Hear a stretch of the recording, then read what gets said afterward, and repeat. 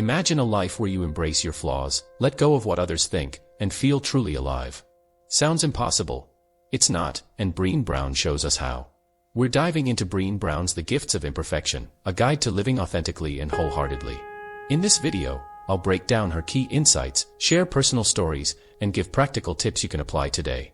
If you're ready to stop pretending and start thriving, keep watching. Understanding shame and vulnerability. Shame is like an invisible weight, dragging you down and keeping you stuck. It thrives in secrecy, feeding on your silence and convincing you that you're the only one struggling. Brene Brown explains this so well. It's not just that shame makes us feel small, it convinces us that staying quiet is safer. But here's the truth, secrecy gives shame its power. And the only way to break that cycle is through vulnerability. Vulnerability isn't weakness, it's courage. It's stepping into uncertainty, taking off the mask, and saying, "This is me, flaws and all." And when you do, you start to reclaim your time, your focus, and your energy, which shame would otherwise consume. I remember a time when shame and fear of judgment had me completely stuck. It was during college, and I was falling behind on an important group project. I had procrastinated, partly because I was overwhelmed, but mostly because I didn't want anyone to see how lost I felt. I told myself I'd catch up on my own, but the deadline loomed closer, and my to-do list felt like an impossible mountain. I showed up to our meeting with nothing to contribute and that gnawing sense of failure. I wanted to hide, to disappear, to avoid the inevitable moment when someone would call me out. Instead, I took a deep breath and decided to face it head-on. "I need to be honest," I said. "I haven't been able to get my part done. I've been struggling to manage my time, and I feel like I've let you all down." My voice shook, and I braced myself for disappointment, maybe even anger. What happened next changed my perspective on vulnerability forever. Instead of frustration, my group members offered understanding. One of them admitted they had been struggling too, trying to balance work, classes, and the project. Another suggested we divide the remaining tasks differently to make them more manageable. In that moment, I realized that my silence had only made things harder, not just for me but for everyone. Being vulnerable didn't just lighten my burden, it allowed others to step in and help. And the relief of finally being honest, that alone made it worth it. Procrastination often comes from the same place of fear and shame. You put off tasks not because you're lazy but because you're afraid of failing or being judged. But the longer you avoid it, the worse the fear grows. Vulnerability, in this case, means acknowledging the problem and asking for help before it spirals out of control. Start small. If you're stuck on a task, tell someone. Say, "I've been putting this off, and I think it's because I'm not sure where to start." You'll find that admitting it, not just to yourself but to someone you trust, takes away some of its power. Time management, too, is often tied to our willingness to be vulnerable. How many times have you overcommit because you didn't want to admit you were already stretched too thin? Or taken on tasks you didn't want because you feared saying no? Vulnerability in time management means being honest about your limits. It's saying, "I don't have the bandwidth for this right now," even when it's uncomfortable. It's learning to prioritize your own well-being over the need to please others. And ironically, when you're upfront about your limits, people respect you more, not less. One way to practice this is by creating small moments of vulnerability in your daily life. For example, if you're working on a project and realize you've made a mistake, don't try to cover it up or fix it in secret. Instead, acknowledge it. Say, "I noticed an error in my work, and I'm working on correcting it. I wanted to bring it to your attention in case it affects anything else." You'd be surprised at how often people appreciate honesty. It saves time, builds trust, and prevents small issues from becoming bigger ones. Another way to practice vulnerability is to share a personal story with someone you trust. It doesn't have to be your deepest secret, just something that feels slightly outside your comfort zone. Maybe it's admitting that you've been struggling to keep up with your tasks or that you're nervous about an upcoming challenge. These small steps can build your confidence and show you that being vulnerable doesn't make you weak. It makes you human. And in a world that often demands perfection, that honesty is refreshing. When it comes to productivity, shame can be a huge obstacle. It makes you second-guess yourself, doubt your abilities, and waste time worrying about things you can't control. Vulnerability, on the other hand, shifts your focus.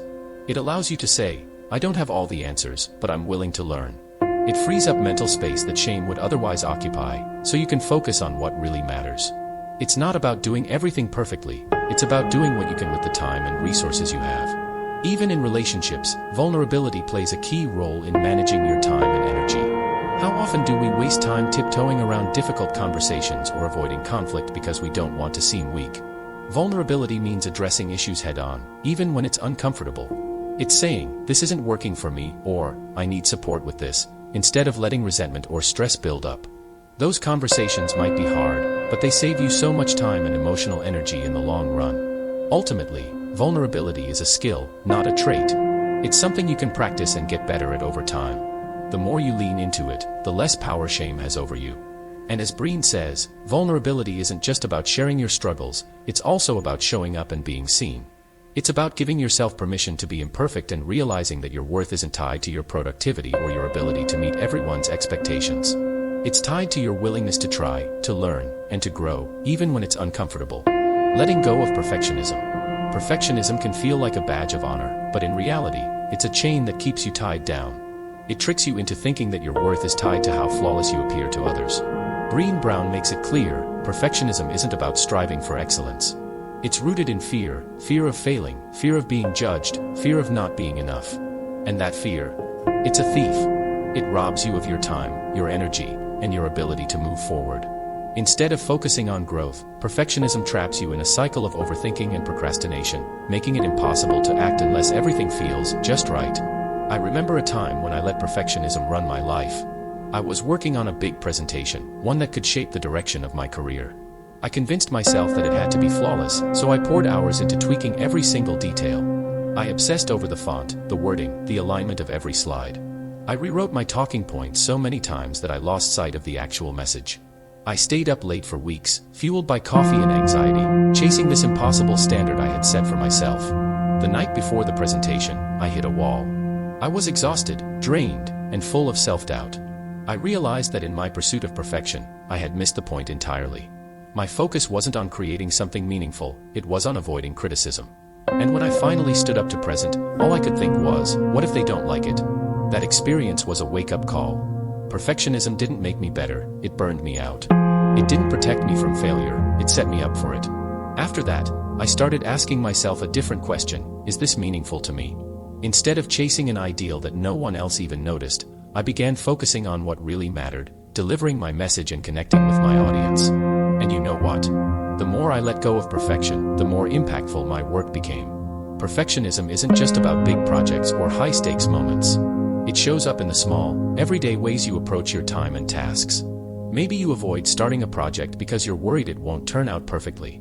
Or you spend so much time trying to make one thing flawless that you fall behind on everything else. It's a subtle form of procrastination, disguised as productivity. You tell yourself you're working hard, but really, you're just stuck. Letting go of perfectionism means recognizing when you're caught in that loop and choosing to break free. One way to do this is by reframing your mindset. Instead of asking, what will they think? Ask yourself, is this meaningful to me? This shift changes everything. It takes the focus off external validation and puts it back on your values, your goals, and your sense of purpose. It's not about lowering your standards, it's about making sure those standards align with what truly matters. When you stop trying to impress everyone, you free up so much mental and emotional energy. You start making decisions that are guided by intention, not fear. Another way to break free from perfectionism is to embrace imperfection as part of the process. Start small. If you're working on something, set a time limit and commit to finishing within that window. Don't give yourself endless hours to revise and tweak. Done is better than perfect, especially when perfect is just an illusion. Remember that progress always beats perfection. Every step you take, no matter how imperfect, brings you closer to your goals. It's also important to remind yourself that mistakes aren't failures, they're feedback. When you spend all your time avoiding mistakes, you miss out on opportunities to learn and grow. The most productive people aren't the ones who get everything right the first time, they're the ones who are willing to try, fail, and try again. Think about it. How much time do you waste trying to avoid making a mistake? Now imagine what you could accomplish if you used that time to experiment, create, and improve. Perfectionism can also show up in your relationships, especially when you feel the need to manage how others perceive you. Maybe you overcommit because you don't want to disappoint anyone. Or you avoid asking for help because you don't want to seem weak. These habits aren't sustainable, they drain your time and energy, leaving you overwhelmed and disconnected. Vulnerability is the antidote. It's okay to say, I can't take this on right now, or, I'm not sure how to do this, can you help me? Honesty doesn't make you less capable, it makes you more human. When it comes to time management, letting go of perfectionism is essential. If you're constantly waiting for the perfect moment, the perfect idea, or the perfect plan, you'll never get started. Perfectionism keeps you stuck in preparation mode, convincing you that you're not ready yet. But here's the truth, you don't need to have it all figured out. Just take the next step. It doesn't have to be perfect, it just has to move you forward. Each step builds momentum, and before you know it, you're making real progress. One of the most powerful lessons I've learned is that perfection isn't the goal, meaning is. When you focus on creating work that resonates with you, that serves a purpose, you stop worrying about how it measures up to some impossible standard. You realize that it's better to show up imperfectly than to not show up at all. And that shift, it's liberating. It frees you to take risks, to create, to live fully without the constant pressure to be flawless. Living wholeheartedly. Living wholeheartedly is a practice of courage and intention. It's about showing up in your life as you are, not as you think you should be. Brene Brown defines it as embracing imperfections, cultivating self-compassion, and stepping into your truth, no matter how vulnerable it feels. It's not about being fearless, it's about feeling fear and showing up anyway. When you live wholeheartedly, you let go of the need to be perfect and instead focus on being present. You stop hiding behind excuses or procrastination, and you begin to make choices that align with who you truly are, not who you're trying to impress. I'll never forget a moment when being authentic changed everything for me. I was in a meeting where everyone was sharing ideas for a major project. I had a concept I believed in, but I hesitated to speak up. I kept thinking, what if it's not good enough? What if they judge me? That inner critic was loud, and it was tempting to stay quiet and let someone else take the risk. But something in me shifted. I decided to take a deep breath and share my idea. My voice shook at first, but I kept going. To my surprise, the team loved it.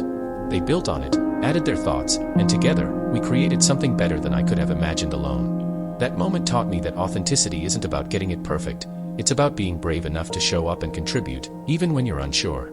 And the reward? It's not just the outcome, it's the confidence that grows every time you honor your true self. Living authentically also means letting go of the idea that you have to do everything on your own. In a world that often glorifies independence, it takes courage to admit when you need help or when you're struggling. That's where self-compassion comes in. Instead of beating yourself up for not meeting an impossible standard, you choose to treat yourself with kindness. Think about how much time and energy you waste criticizing yourself for small mistakes or setbacks. Now imagine redirecting that energy into learning, improving, and moving forward. Self-compassion isn't about letting yourself off the hook, it's about creating a foundation of resilience that allows you to keep going, even when things get tough. One practical way to cultivate wholehearted living is through gratitude. It's easy to get caught up in what's going wrong or what's not perfect, but gratitude shifts your focus. It's not about ignoring challenges, it's about recognizing the good that exists alongside them. Starting a gratitude journal can be transformative. Take just 5 minutes a day to write down 3 things you're grateful for. They don't have to be big, small moments matter just as much. Maybe it's a kind word from a friend, the feeling of sunshine on your skin, or simply making it through a tough day. Over time, this practice trains your mind to see the positives, building resilience and a sense of abundance. When you focus on what you have instead of what you lack, you create a mindset that empowers you to act, even in the face of uncertainty. Wholehearted living also requires a commitment to showing up consistently, even when it's uncomfortable. Procrastination often sneaks in as a way to avoid discomfort. You tell yourself you'll start when you feel ready, but the truth is, you're rarely going to feel 100% prepared. The key is to start anyway. Take one small step, even if it feels imperfect. Authenticity is about action, not perfection. It's about saying, this is who I am, and this is what I can offer right now. The more you practice showing up in this way, the more you build momentum. And with momentum comes clarity, growth, and a deeper connection to what truly matters. One of the biggest barriers to living wholeheartedly is the fear of judgment. It's natural to worry about what others might think, but letting that fear dictate your choices only holds you back. When you make decisions based on external approval, you lose sight of your own values and priorities. The antidote is to ask yourself, what feels true for me? Instead of chasing validation, focus on creating a life that aligns with your core beliefs. It's not about being liked by everyone, it's about respecting yourself enough to live in a way that feels authentic. That shift might not happen overnight, but each small act of authenticity strengthens your ability to stand in your truth. Another key element of wholehearted living is learning to embrace imperfections, not just in yourself but in others. When you let go of the need for everything to be perfect, you create space for real connection. Think about the relationships in your life. Are you holding back because you're afraid of being judged? Are you waiting for the right time to reach out or share how you feel? Living wholeheartedly means taking the risk to be vulnerable. It means admitting when you're wrong, expressing gratitude, and being present in the messiness of real human interaction. Those moments of honesty might feel uncomfortable, but they're also where the most meaningful connections are formed. Living wholeheartedly also changes how you approach time management and productivity. Instead of striving for an unattainable level of perfection, you focus on what truly matters. You stop filling your to-do list with tasks that don't align with your values, and you start prioritizing the things that bring you closer to your goals. It's not about doing more, it's about doing what's meaningful. That clarity allows you to work with intention, making each moment count. You're not just crossing items off a list, you're building a life that reflects who you are and what you care about. Ultimately, wholehearted living is about stepping into your life fully. It's about being brave enough to embrace imperfection, compassionate enough to forgive yourself, and bold enough to show up as your authentic self. Every time you choose to live this way, you take a step toward freedom, a freedom that comes from knowing you're living in alignment with your true self, no matter what challenges come your way. The power of connection. The power of connection isn't just about having people around you, it's about the depth and authenticity of those relationships. Too often, we fall into the trap of presenting a version of ourselves that we think others will like, afraid that our true selves might not be enough. But the irony is that genuine connections, the kind that truly matter, can only happen when we drop the facade and let others see us for who we are. Brene explains this beautifully. Vulnerability is the bridge to meaningful relationships. It's not about being perfect or having it all together. It's about being real, even when that feels uncomfortable. I remember a time in my life when I was going through a particularly rough patch.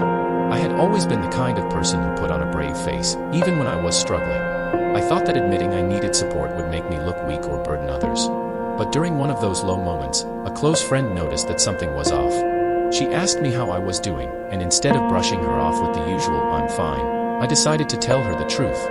I shared the challenges I was facing, the doubts I was wrestling with, and the fears I was trying to suppress. To my surprise, she didn't judge me or pull away. Instead, she listened with empathy and shared some of her own struggles. That conversation deepened our friendship in a way I hadn't expected. It reminded me that connection doesn't come from pretending to have it all figured out. It comes from allowing yourself to be seen, flaws and all. Building meaningful connections takes effort, but it's worth it. One actionable step you can take is to schedule regular check-ins with the people who matter most to you. Life gets busy, and it's easy to let weeks, or even months, slip by without having a real conversation with friends or family. A check-in doesn't have to be complicated. It can be as simple as setting aside 30 minutes for a phone call or grabbing coffee together. The key is to be present during these moments.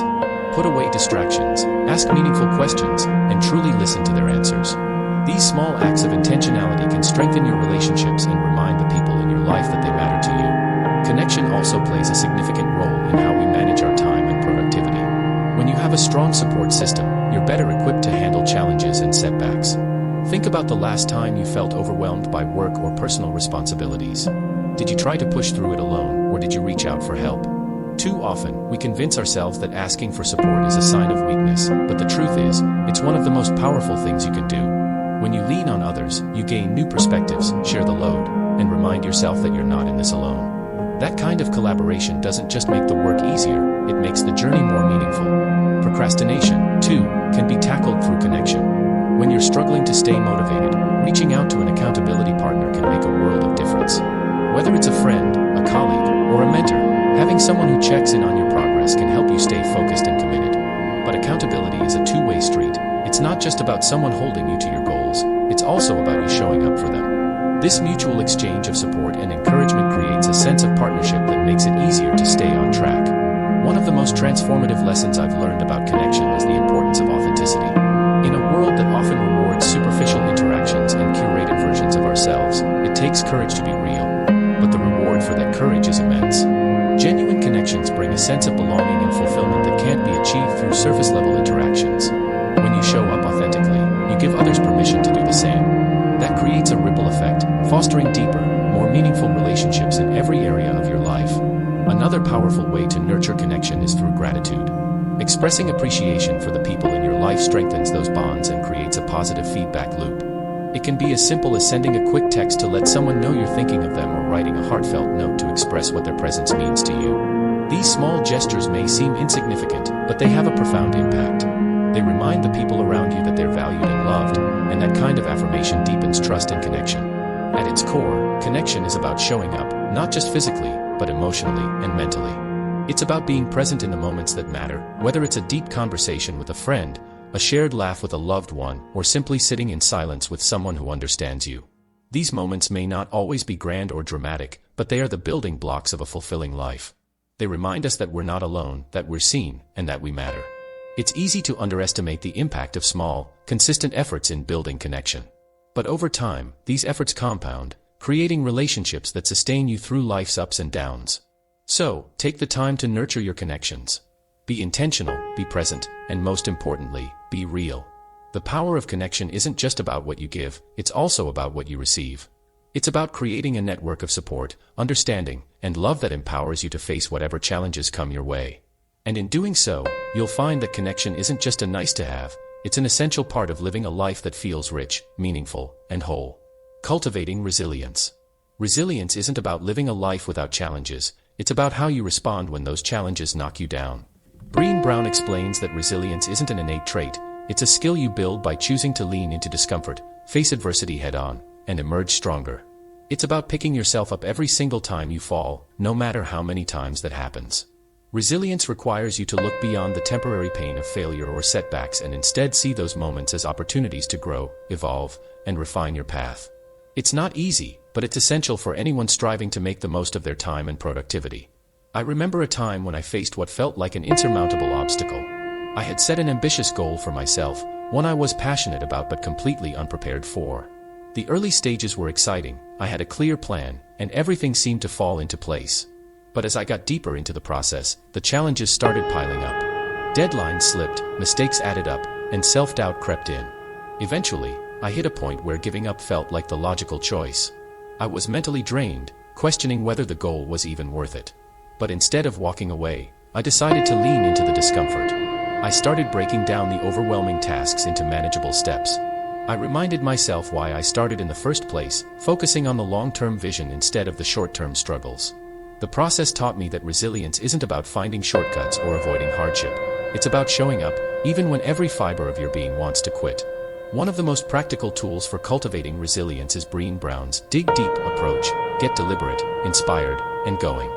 First, you have to get deliberate. This means identifying what truly matters to you and aligning your actions with your values. When life feels chaotic or overwhelming, take a step back and ask yourself, what's the most important thing I can focus on right now? For me, getting deliberate meant prioritizing my efforts and saying no to distractions that didn't serve my goal. It wasn't easy, especially when some of those distractions were opportunities that looked appealing on the surface, but staying focused on what mattered most kept me grounded. The second step, getting inspired, is about finding the motivation to keep going when the journey gets tough. Inspiration doesn't always come from grand gestures or monumental moments. Sometimes, it's found in the small victories and progress you make along the way. When I was in the thick of my challenge, I started keeping a journal to document my daily wins. No matter how small they seemed, sending an email, completing a task, or even just showing up, it reminded me that I was moving forward. These moments of reflection helped me build the emotional stamina needed to push through the tougher days. The final step, getting going, is perhaps the most critical. Resilience isn't built by sitting on the sidelines, analyzing every possible outcome, or waiting for the perfect moment. It's built by taking action, even when the path ahead is unclear. Action creates momentum, and momentum builds confidence. One thing I've learned is that perfectionism can be the biggest roadblock to resilience.